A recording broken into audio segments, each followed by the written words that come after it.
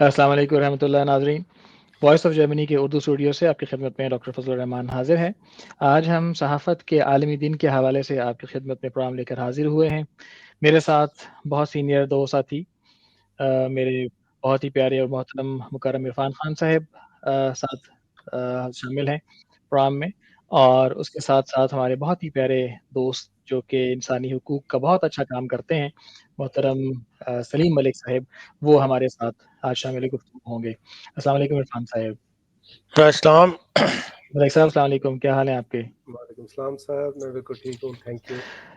ملک صاحب، آپ کے کالم آتے رہتے ہیں انسانی حقوق کے حوالے سے، اور بہت سارا آپ ماشاءاللہ کام کرتے ہیں، ابھی ہم اس بارے میں بات کریں گے۔ عرفان صاحب، آپ کا کیا حال ہے؟ آج آپ کیا اپڈیٹ لے کر آئے ہیں پاکستان کے حوالے سے اور انسانی حقوق کے حوالے سے، نیز جو ہم نے صحافیوں کا عالمی دن منایا ہے کل، اس سلسلے میں آپ کیا کہنا چاہیں گے؟ دیکھیں، ابھی چند دو ہفتے پہلے جو human rights commission of Pakistan ہے، آصفہ جہانگیر والا، اس نے اپنی سالانہ رپورٹ 2022 کی جو ہے وہ شائع کی ہے یا جاری کی ہے، اور اس کے اوپر کچھ پروگرام ہوئے بھی ہیں، کچھ لوگوں نے گفتگو بھی کی ہے، لیکن ابھی تک وائس آف جرمنی نے ہم اس طرف ہمیں نہیں وقت ملا تھا کہ ہم اس پر ایک تفصیلی گفتگو کر سکتے، اور اس دوران ہی جناب سلیم ملک صاحب کا ایک کالم جو ہے وہ ہم سب کے اندر شائع ہوا ہے، جس میں انہوں نے کافی تفصیل جو ہے بیان کی ہوئی ہے، اور آپ ایک لمبے عرصے سے اس فیلڈ کے اندر کام کر رہے ہیں، موجود ہیں، اور انسانی حقوق کا خیال رکھتے ہیں۔ جو چھوٹے طبقات ہیں جو پاکستان میں انسانی حقوق سے متاثر ہوتے ہیں، جن کو یہ حقوق نہیں ملتے، ان کی خبرگیری کرتے ہیں، تو اس لحاظ سے آج سلیم ملک صاحب کو میں نے چاہا کہ آج ان سے ہم سے گفتگو کر لیں۔ جو انہوں نے کالم میں تفصیل بیان کی ہے وہ وائس آف جرمنی کے ناظرین کو بھی بیان کر دیں۔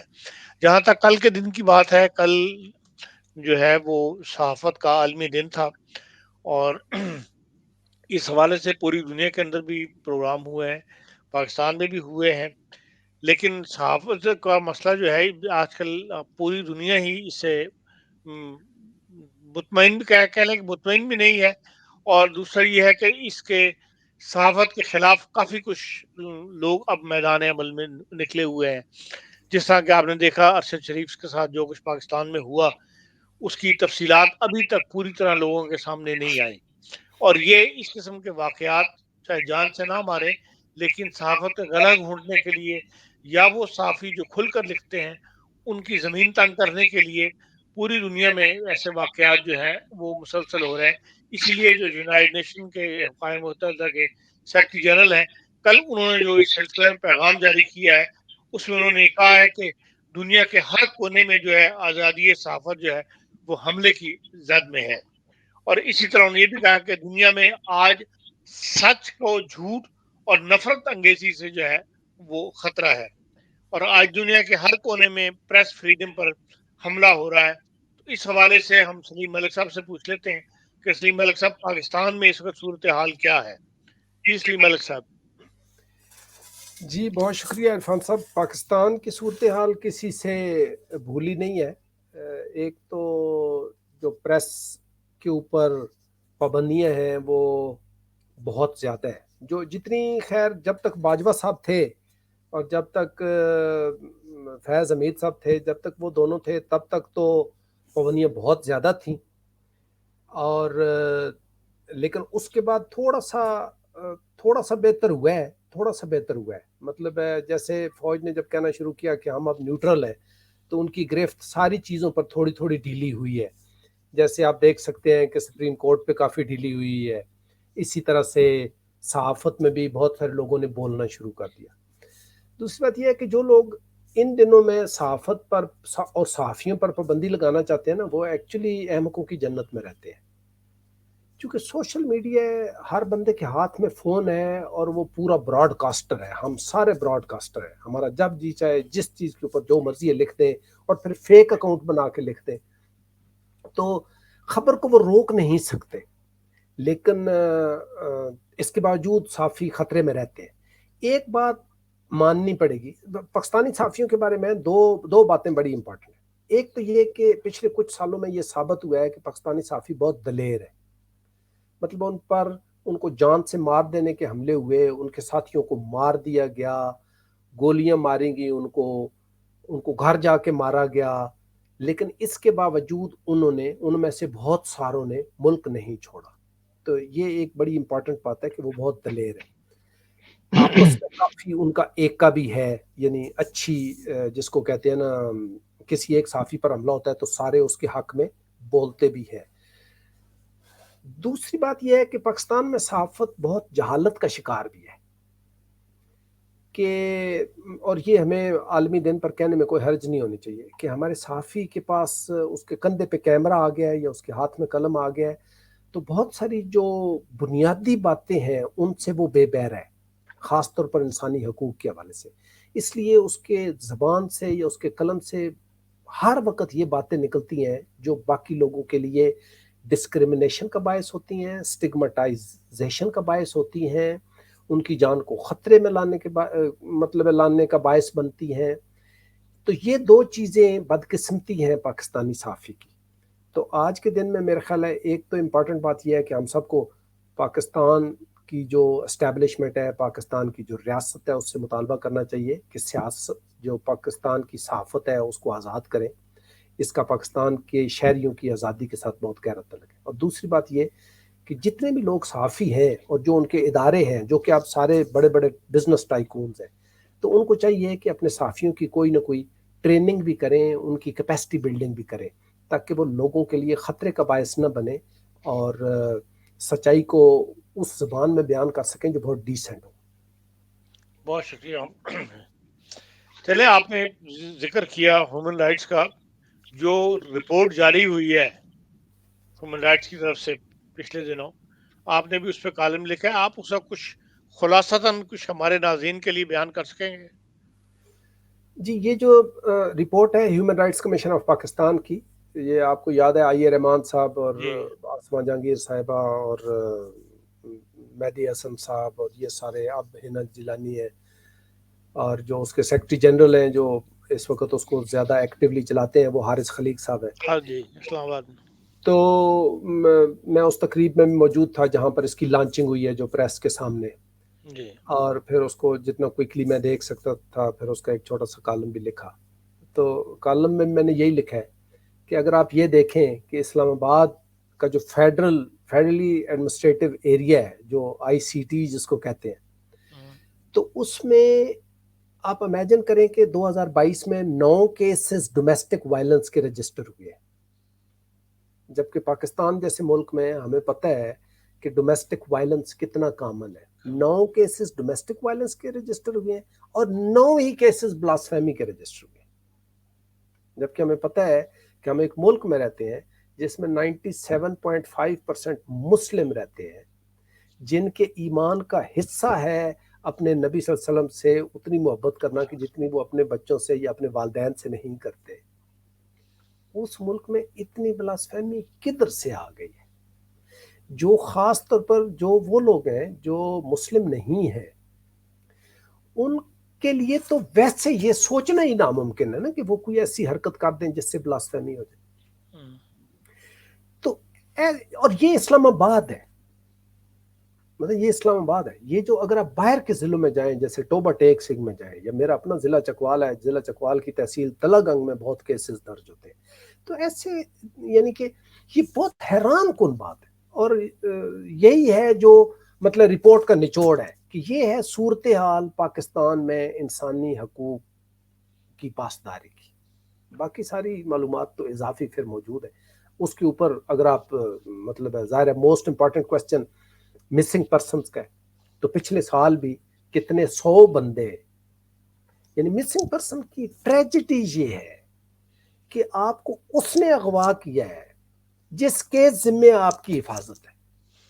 یعنی اگر آپ کے خلاف کرائم ہو گیا ہے, اگر آپ کو ڈاکوؤں نے یا رینسم والوں نے یا کسی نے آپ کو کڈنیپ کر لیا ہے, تو آپ کس کے پاس جائیں گے؟ ظاہر ہے آپ اسٹیٹ کے پاس جائیں گے. لیکن اگر اسٹیٹ نے اغوا کر لیا تو آپ کدھر جائیں گے؟ تو یہ ایک بڑی سیڈ سچویشن ہے. ویسے کبھی پروف بھی ہوتا ہے وقت کے ساتھ ساتھ کہ واقعی اسٹیٹ ہی اغوا کرتی ہے کہ صرف اسٹیٹ کے اوپر الزام ہے؟ کیونکہ اسٹیٹ بھی اس بات کو یہ کہتی ہے کہ انسانی حقوق کے علمدار جو بنے پھرتے ہیں نام نہاد، ان کی طرف سے جب بات ہوتی ہے تو یہ خام خواہ ہمیں الزام دیتے ہیں۔ ابھی صورتحال یہ ہے کہ بھائی جو ایک تو یہ ہے کہ it's an open secret, state نے بہت سارے کام کر کے اس بات کو کا اعتراف کر لیا۔ مثال کے طور پر اس کے اوپر کمیشن بنا ہے، اس کے اوپر بہت سارے لوگ جو لسٹیں آتی ہیں اس کے اوپر فوج کا یا جب ان کو عدالت کسی وقت سختی سے بلاتی تھی تو کچھ نہ کچھ رد عمل آتا تھا، کچھ لوگوں کو انہوں نے پیش بھی کیا۔ پھر جو دو باتیں ہیں نا، یا تو اسٹیٹ نے اغوا کیے ہیں، اسٹیٹ بڑی مکار ہے اور بڑی زیادتی کر رہی ہے، یا پھر اسٹیٹ اپنا کام نہیں کر رہی کہ اس کے شہری اغوا ہو رہے ہیں اور ان کی وہ حفاظت نہیں کر پا رہی۔ دونوں طرح سے ذمہ داری اسٹیٹ کی طرف بن جاتی ہے۔ It's very incompetent. ٹھیک ہے، تو ان دونوں باتوں میں سے کوئی ایک آپ کو لینی پڑے گی۔ ایک بات یہ ہے، دوسری بات یہ ہے کہ یہ کام مشکل کتنا ہے۔ آپ امیجن کریں کہ جس دن 2018 کے الیکشن کے بعد اسمبلی پہلی دفعہ ملی، قومی اسمبلی، تو اس میں یہ جو بلوچ لیڈر ہے اپنا،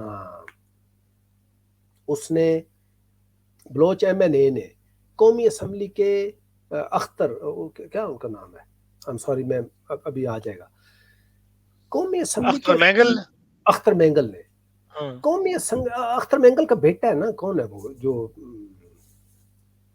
ابھی آ جائے گا، یہ عطا اللہ مینگل کا بیٹا Akhtar Mengal, sorry M N A وہی تھے اختر مینگل۔ اختر مینگل نے اتنی موٹی فائل اسمبلی کے فلور پہ 15 منٹ تقریر کرنے کے بعد، اتنی موٹی فائل جو اس نے کہا 5000 اتنے 100 اتنے لوگ، یعنی it was something more than 5000 people, جو اس نے کہا اسپیکر صاحب یہ میں آپ کے حوالے کر رہا ہوں، یہ فائل ہے جس میں جو لوگ اغوا ہیں اس کا فوٹو ہے، اس کا اسٹریٹ ایڈریس ہے، اس کا پوری معلومات ہیں کہ وہ کہاں رہتا تھا اور کہاں کس وقت کہاں سے اغوا ہوا اور کب سے اغوا ہے۔ اب ان 5000 لوگوں کی اگر یعنی کوئی جواب دہ نہیں ہے تو پھر بات تو سیریس ہے۔ جبکہ اب بلوچ اسٹوڈنٹ اسلام آباد سے بھی کڈنیپ ہونا شروع ہو گئے، قائد یونیورسٹی سے اور پنجاب یونیورسٹی لاہور سے۔ تو یہ بات اب کافی حد تک اس پر اب پاکستان میں کوئی سوال نہیں پوچھتا کہ یہ اغوا کس نے کیا، اس پر پاکستان میں اب سوال جو نہیں۔ کمیشن بنایا گیا تھا وہ ابھی تک قائم ہے یا وہ کمیشن ختم ہو گیا جاوید اقبال صاحب کے ساتھ ہی؟ کمیشن قائم ہے اور اس میں 2200 کیسز، اس رپورٹ میں لکھا ہوا ہے کہ 2200 سے زیادہ کیسز وہ ہیں جو ابھی تک ریزالو نہیں ہوئے، 2200 کیسز۔ اور اس میں اسٹیٹ جو ہے وہ بہت سیریسلی نقصان کی طرف جا رہی ہے اور اس نے بڑے امپارٹنٹ موقع مس کیے۔ کمیشن قائم ہے لیکن ظاہر ہے کمیشن کا چیئر پرسن جاوید اقبال کو بنانا کا مطلب یہ ہے کہ دیر از نو کمیشن، ٹھیک ہے۔ اور اب تو وہ میرے خیال اس کے چیئرمین نہیں ہے، یہ مجھے ابھی ریسنٹ اس بات کا نہیں پتا، لیکن ابھی بھی اس کے پاس 2200 کیسز ایسے ہیں جو ریزالو نہیں ہوئے، اور ان 2200 کیسز کا مطلب یہ ہے کہ یہ وہ لوگ ہیں جن کی باقاعدہ تصدیق چھان پھٹک کر کے تو انہوں نے اپنے پاس رجسٹر کیے ہیں کہ یہ 2200 بندے جو ہیں وہ اغوا ہوئے ہوئے۔ یہ بات اپنی جگہ پہ صحیح ہے کہ عین ممکن ہے جو 5000 لوگ بتائے گئے ہیں ان میں سے کچھ لوگ اسٹیٹ کے خلاف لڑتے ہوئے مارے گئے ہوں یا کہیں اور چلے گئے ہوں، کسی اور جہاد پہ چلے گئے ہوں، عین ممکن ہے وہ اغوا نہ ہو، پورے 5000 عین ممکن ہے نہ ہو، لیکن ایک بھاری تعداد جو ایکچولی کڈنیپڈ ہے وہ بہرحال اسٹیٹ نے کڈنیپ کی، اور جب کوئی ایک آدھ بندہ چھوٹ کے آتا ہے تو وہ جتنی سٹوریز بتاتا ہے اسی سے پھر باقی لوگوں کو ٹریس کرنے کی وہ کوشش کرتے ہیں، تو وہ ظاہر ہے سارے انہوں نے کیے ہیں، ورنہ پھر ظاہر اس بات پہ اسٹیٹ کو جواب تو سامنے آ کے دینا چاہیے نا۔ نہیں تو اب تک جو مسنگ پرسن تھے وہ تو بلوچستان سے اٹھائے جا رہے تھے نا، تو کہہ سکتے تھے اسٹیٹ کے خلاف کام کر رہے ہیں، لیکن جیسا اب آپ نے بتایا کہ اسلام آباد سے اسٹوڈنٹ جو ہیں یونیورسٹیوں کے اٹھائے جا رہے ہیں، ان کو لیے وہ کیا گراؤنڈ بیان کرتے ہیں؟ وہ جو اسٹوڈنٹ پنجاب یونیورسٹی سے اور قائدین یونیورسٹی سے اٹھائے جا رہے ہیں وہ بلوچ ہی ہیں، لیکن ادروائز پنجاب میں اس سال 200 سے زیادہ بندے کڈنیپ ہوئے ہیں جو مسنگ پرسن ہوئے ہیں، جو پنجاب میں ہے وہ 200 سے زیادہ تعداد ہے جو مسنگ پرسن کی ہے، بلوچستان سے تو سنا جاتا تھا بڑی دیر سے، لمبے عرصے سے، کہ وہاں پہ یہ معاملہ چل رہا ہے. اب پنجاب کی طرف یہ راؤ کیسے اور کس وجہ سے آئی ہے؟ وہاں کیا معاملہ ہے؟ میں خیر پہلی تو بات یہ ہے کہ مجھے اعتراف کرنا چاہیے کہ میں بہت تفصیل نہیں جانتا کہ ان لوگوں کی آئیڈینٹیٹیز کیا ہے، لیکن ایک تو یہ ہوا ہے نا کہ جو جب افغانستان سے طالبان ادھر آئے اور یہ جب دوبارہ سے ٹی ٹی پی ریسرجنس شروع ہوئی، تو ظاہر ہے بہت سارے لوگ وہ ہوں گے جو جن کا شبہ وہ ہے یا نہیں ہے، موسٹ پروبلی ہوں گے، تو وہ ٹی ٹی پی سے متعلقہ لوگ ہوں گے جن کو گورنمنٹ نے اٹھانے کی کوشش کی ہوگی. عرفان صاحب آپ کی طرف چلتے ہیں. آپ اب تھوڑا سا بتائیے گا کہ ہم جو کہ انسانی حقوق اور ساتھ صحافت کے حوالے سے بات کر رہے ہیں، تو جو ارشد شریف کا کیس تھا اس کا کیا بنا ہے؟ وہ لگتا ہے کہ وقت کے ساتھ ساتھ وہ دھول بیٹھی چلی جا رہی ہے. اور دیکھیں اشرف شریف کا کیس ہمارے سامنے اس لیے کہ تازہ ہے، ورنہ اس سے پہلے بھی جتنے بھی اس قسم کے واقعات ہوئے ہیں وہ بڑا آرگنائز کرائم ہوتا ہے اور اس کے اندر پھر معاملات کا پتہ نہیں لگتا. اب بھی پاکستان نے بھی عدالتیں کہنے پہ بھی ایک ڈیلیگیشن گیا وہاں پہ جا کے تحقیق کر کے آیا، پھر اسٹیٹ نے بھی ایک بھیجے وہاں پہ جو ماہرین ایف آئی وغیرہ کے، لیکن ابھی تک کوئی بات کھل کر سامنے نہیں آ رہی اور کہا یہی جا رہا ہے کہ بھئی جو اصل بات ہے وہ چھپائی جا رہی ہے، بتائی نہیں جا رہی. اور اب تو یہ ہے کہ کینیا کی حکومت نے بھی کہہ دیا کہ اب اس معاملے میں مزید ہم کوئی تعاون نہیں کر سکتے، جتنا ہم نے آپ کو دینا تھا، جو مواد بتانا تھا وہ ہم نے آپ کے سامنے رکھ دیا، ہمارے پاس کچھ نہیں ہے. تو عام طور پہ ایسے جو آرگنائز کرائم ہوتے ہیں ان کا پتہ نہیں لگا کرتا، اور ان میں سے ایک یہ بھی شریف والا بھی کیس ہے. ایک چیز جو میں آپ سے پوچھنا چاہوں گا، کیا حکومت پاکستان نے ارشد شریف کے قتل کی مذمت کی ہے؟ یقیناً کی ہے، لیکن مذمت کرنے سے تو کوئی ایسا وہ نہیں. مذمت تو ایک بیان ہی دینا ہوتا ہے نا. مذمت تو آپ جس سے مرضی کروا لیں، اس وقت کے لیے وہ بیان دینے میں تیار ہوتے ہیں. اصل حقیقت تو یہ ہے کہ حکومت کو ذمہ داری قبول کرتے ہوئے ڈیپلی چیک کرنا چاہیے تھا، اور ود ان 1 ویک یا چند دنوں کے اندر اندر یہ رپورٹ عوام کے سامنے آ جانی چاہیے تھی کہ بھئی اس میں ڈھیل دکھائی ہے تمام اداروں نے. جو سپریم کورٹ اور مطلب اسلام آباد ہائی کورٹ اور ان کے درمیان بھی جو جب مقدمہ چل رہا تھا اس وقت جو گفتگو ہوتی تھی، ریمارکس دیے جاتے تھے، اس سے صاف پتہ لگتا تھا کہ بھئی حکومت اس میں اتنی سیریس نہیں ہے اس معاملے کو ظاہر کرنے میں. ٹھیک ہے عرفان صاحب، ہم اب چلتے ہیں حالات حاضرہ کی جانب. پاکستان کے جو موجودہ حالات ہیں اس وقت وہ کیا چل رہے ہیں، اور سیکیورٹی کے حوالے سے نئی لہر جو وہاں پر ایک چند دن سے گرما گرم اٹھ رہی ہے، اس بارے میں آپ کیا اپڈیٹ دینا چاہیں گے؟ اور ہم اس کے بعد پھر سلیم صاحب سے بھی تھوڑا اس بارے میں پوچھیں گے کہ اس کے کیا اثرات ہیں اور کہاں سلیم سے. صاحب، آج جو شمالی وزیرستان کے علاقے دیر دھنی کے اندر جو واقعہ ہوا، دہشت گردوں کا سیکورٹی فورسز پر حملہ ہے، جس میں 6 سپاہی کہتے ہیں شہید ہو گئے تھے اور دہشت گرد صرف 3 مارے گئے. پھر ضلع کرم کے علاقے کے اندر بھی کسی اسکول کے اندر فائرنگ ہوئی ہے جس میں 7 اساتذہ ہلاک ہوئے ہیں، اور کہا یہ جا رہا ہے کہ نامعلوم افراد نے جو ہے وہ سٹاف روم میں جا کے فائرنگ کی. اس کی تفصیل جو ہے نہیں آ رہی ہے. شروع میں یہ خبر آئی تھی، اور پاکستانی چینل میں بھی آپ نے زیادہ دیکھے ہو تو آپ کو اس بارے میں کوئی علم ہو. مجھے نہیں ہے، چونکہ میرے پاس بھی وہی خبر ہوتی ہے جو تھوڑی بہت سوشل میڈیا پہ آتی ہے یا جو ٹی وی پہ آتی ہے، اس سے زیادہ کوئی اور چیز نہیں ہے. میرے کوئی اور سورسز نہیں ہے، چونکہ میں ایکٹیولی صحافت نہیں کرتا. جی، میں نے بظاہر یہی نظر آتا ہے کہ جو تحریک طالبان پاکستان ہے وہ وقفے کے ساتھ حملے کر رہی ہے، اور ایک حملہ کرنے کے بعد جب ہمارے سیاستدان کہہ لیں یا ہماری ریاست کہہ لیں بیان بازی پہ حاضر ہوتا ہے کہ ہم دہشت گردوں کو آخری دم تک لڑیں گے، ختم کر دیں گے، اس کے بعد چند دن وقفہ رہتا ہے، اس کے بعد پھر ایک نیا واقعہ ہو جاتا ہے.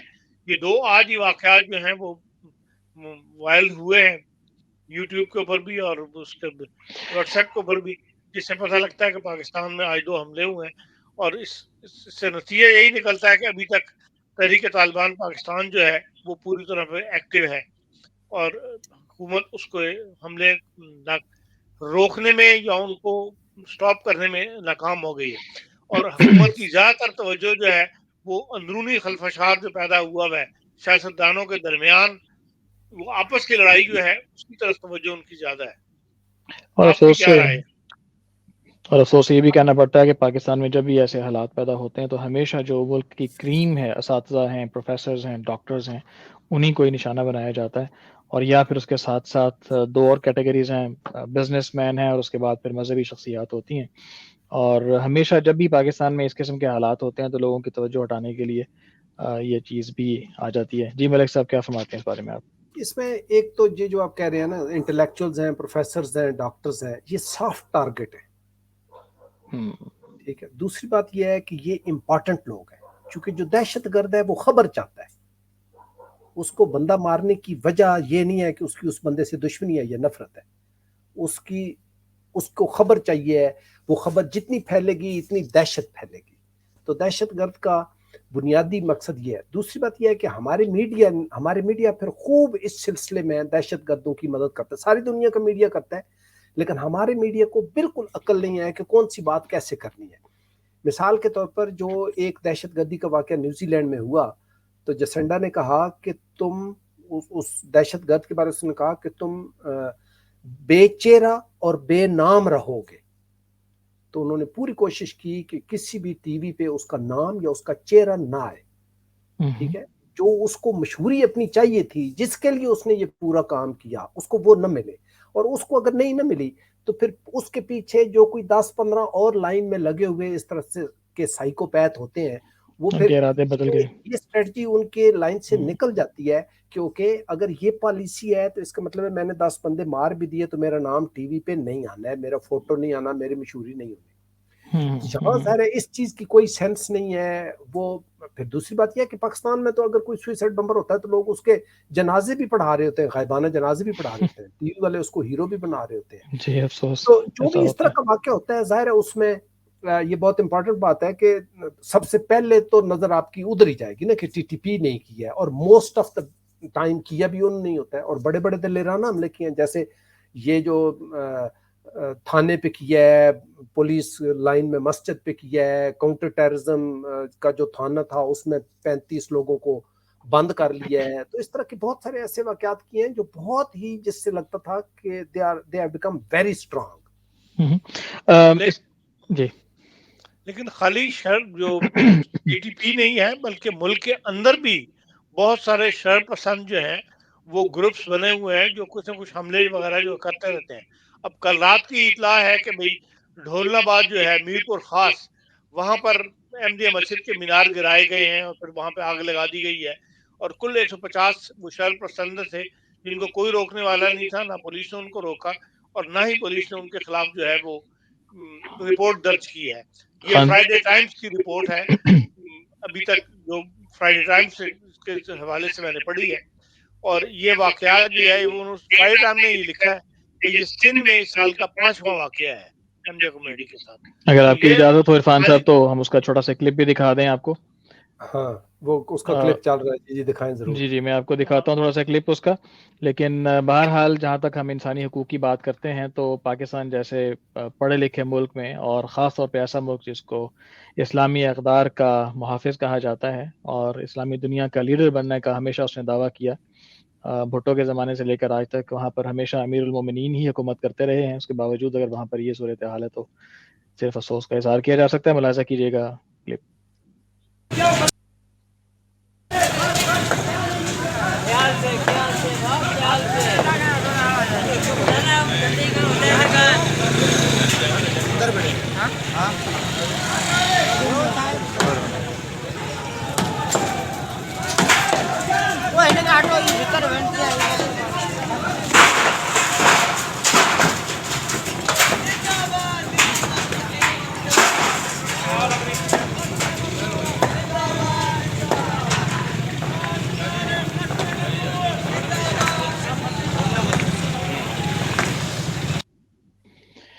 جی ملک صاحب اور خان صاحب، جیسا کہ آپ نے ملاحظہ فرمایا ہے ابھی کوئی سیکیورٹی نہیں ہے، کوئی تحفظ نہیں ہے. بس ایک چونکہ خواہ لاہور کا واقعہ ہو جہاں پر مسیحی برادری کے ساتھ یہ سلوک کیا گیا، خواہ یہ قادیانی یا احمدی برادری کے ساتھ جو سلوک ہوتا ہے، سب آپ کے سامنے ہے. اس بارے میں اگر آپ بطور انسانی حقوق کا تحفظ کرنے کے دیکھیں ہم ناظرین کو یہ بتانا چاہتے ہیں کہ جی۔ یہ سندھ کے اندر 5واں واقعہ ہے۔ 4 فروری کو سیٹلائٹ ٹاؤن میرپور خاص کے اندر ایسی نوعیت کا واقعہ ہوا۔ 3 فروری کو بیت الذکر گوٹ چودھری جاوید احمد میں وہاں پہ بھی اسی قسم کا واقعہ ہوا۔ نور نگر عمر کوٹ میں 3 فروری کو ہی جو ہے وہ مسجد کے مینار گرائے گئے۔ پھر 2 فروری کو احمدیہ ہال کراچی میں جو ہے مینارے جو ہیں وہ گرائے گئے، جس کی ویڈیو جو بڑی وائرل ہوئی ہے۔ 18 فروری کو مارٹن روڈ کی احمدیہ مسجد میں بھی اسی نوعیت کے واقعات جو ہیں دہرائے گئے۔ اور ابھی پچھلے ہفتے جو ہے سید احمد طارق علی جو ایک مشہور ایڈوکیٹ ہیں ہائی کورٹ کے، ان کے خلاف 298 BC کا مقدمہ درج کیا گیا ہے اور وہ گرفتار ہیں کہ بھئی انہوں نے اپنے نام کے ساتھ سید کیوں لکھتے ہیں، جو بچپن کا نام ہے ان کے ساتھ اسی بنا پر۔ اب اس صورتحال جو ہے یہ دن بدن جسے کہنا چاہیے ہم بیرون میں کہتے ہیں شلم ہوتی جا رہی ہے، زیادہ مطلب بہت زیادہ حالات جو ہیں مزید خراب ہوتے جا رہے ہیں۔ ایک چھوٹی کمیونٹی کے لیے دن بدن جو ہے وہ رستے مسدود کیے جا رہے ہیں۔ اس بارے میں ملک صاحب آپ کی کوئی رائے یا آپ کے کوئی انفارمیشن جو آپ کے پاس ہو؟ میں اپنا تحفظ رکھتے ہوئے جو کمنٹ دینا چاہیں آپ۔ یہ اتنی سیڈ سٹوری ہے، یعنی احمدی کمیونٹی ان پاکستان اتنی سیڈ سٹوری ہے اور اتنا ان کے خلاف ادھر زہر اگلتے ہیں۔ یہ آپ امیجن کریں جو پچھلی گورنمنٹ نے جو پنجاب میں کیا ہے، یعنی نکاح نامے میں بھی اب وہ ولی شیخ شامل کر دیا ہے کہ جی میں ختم نبوت پر وہ سارے کا سارا اور وہ کافر ہے اور وہ کافر اور وہ یعنی یہ نکاح نامے میں بھی اب آپ نے یہ سائن کرنا ہے۔ کتنی ہی بار کونسل ہیں، ڈسٹرکٹ بار کونسل اسلام آباد کی، لاہور کی، جنہوں نے اپنا جو ان کا حلف ہے اس میں وہ شامل کر دیا ہے کہ وہ احمدی نہیں ہے۔ یعنی کہ جب آپ اس طرح سے لوگوں کو پڑھائیں گے، اس طرح سے سمجھائیں گے، تو پھر ظاہر ہے کیا حالت ہوگی مذاہب کی۔ ایک اور ایشو بڑا سیریس یہ ہے کہ جو اب لبیک کو جہاں پر یہ لے گئے ہیں، جو مقام تحریک لبیک کو دے دیا ہے، اب تحریک لبیک کا ایشو ہی صرف بلاسفیمی اور یہ تحریک ختم نبوت ہے۔ اگر کوئی سال میں 2-4 واقع نہ ہو تو وہ تو تحریک اور ان کی جماعت ڈیڈ ہو جائے گی۔ So they need issues. That is why they create issues. ہر وقت وہ اس کے پیچھے لگے رہیں گے اور کچھ نہ کچھ کرتے رہیں گے۔ تو یہ مطلب ہے اس ملک کی بربادی کی انتہا ہے کہ آپ اپنی ایک کمیونٹی کو اپنے نام کے ساتھ سید نہیں لگانے دیتے، اپنی عبادت گاہ کو مسجد نہیں کہنے دیتے، ان کو یعنی کہ کیا ہے جو ان کی مسجد کو توڑ دیتے ہیں، ان کی مسجد پہ کلمہ نہیں لکھا جا سکتا، میرے خیال ہے وہ قرآن شریف نہیں پڑھ سکتے۔ ٹی وی پہ سر عام اس طرح کے پروگرام چل رہے ہیں کہ جی احمدی قرآن کا ترجمہ اردو میں غلط کر کے تو لوگوں کو تقسیم کر رہے ہیں، ہم نے ان کو پکڑ لیا، ہم نے یہ کیا۔ اس وقت وہ اونلی ہوتے تھے نوبل پرائز ونر، تو ان کی قبر پر یعنی بیچ میں سے مسلم ہٹا دیا ہے، مطلب قبر کا جو کتبہ لگا ہوا ہے اس کے اوپر اب باقاعدہ کورٹ میں جا کے مجسٹریٹ ساتھ گیا ہے تو بندے نے بیچ میں سے مسلم یعنی جس میں لکھا ہوا ہے نا کہ مسلم سائنسدان، پہلا مسلم سائنسدان جس کو فزکس کا، تو وہ پہلا مسلم اٹھا کے تو پہلا سائنسدان اب وہ پڑھا جاتا ہے۔ یعنی کچھ میرا خیال ہے کہ ہم نے اس ملک میں جو پوری زندگی گزاری ہے تو بڑے ہمارے بہت سارے لوگ اس وقت باہر چلے گئے اور ہم سمجھتے تھے کہ نہیں ہم اگلے 10-15-20 سالوں میں یہ ملک انشاءاللہ ٹھیک ہو جائے گا۔ اب ہم مایوس ہیں۔ اس وقت جو مطلب ہمارے استادوں میں اگر کوئی بندہ مایوسی کا اظہار کرتا تھا تو ہم کہتے تھے نہیں یہ اب بوڑھے ہو گئے۔ ابھی ہم بھی بوڑھے بھی ہو گئے ہیں، ظاہر ہے یہ بھی بات ہے، لیکن یہ بات بڑی امپورٹنٹ ہے کہ اب اتنی مایوسی ہے، آپ امیجن نہیں کر سکتے بھی کسی محفل میں آپ بیٹھے ہوں جہاں پر لوگ یہ نہ آپس میں بحث کر رہے ہوں کہ اس ملک سے باہر کیسے جایا جا سکتا ہے پرماننٹ، کوئی ایسی محفل نہیں۔ بہرحال اس پہ جتنی لمبی بات کی جائے گنجائش بہت ہے، بالکل جی۔ ہمارے پاس صرف 30 سیکنڈ پیچھے رہ گئے ہیں پروگرام کے اختتامیہ کے لیے۔ میں محترم عرفان صاحب سے گزارش کروں گا کہ اگر کوئی بات کہنا چاہتے ہوں، ادروائز پھر ہم اختتامیہ کی طرف چلتے ہیں۔ بس سلیم صاحب آپ کی بات سن کے تو یہی لگتا ہے کہ جو لبیک والے ہیں وہ ریاست کے اوپر حاوی ہیں، بالکل حاوی ہے، اور جس کی وجہ سے حالات سدھرنے کی بجائے جو ہے وہ مزید خراب ہونے کا اندیشہ زیادہ ہے. اور اس کا حال یہی ہم تو یہی سمجھتے ہیں کہ بھائی ریاست جو ہے اس کو اسٹرانگ ہونا چاہیے, اور جو سیاستدانوں کے اپنے جھگڑے ہیں جس کی وجہ سے ملک میں ایک انتشار پھیلا ہوا نظر آتا ہے, اس کو ختم کریں اور ملک کی خاطر تمام سیاستدان مل بیٹھیں, اور پھر جو ہے ان ایسی شرپرست عناصر کا یا شرپرست تنظیموں کا جو ہے مقابلہ کیا جا سکتا ہے.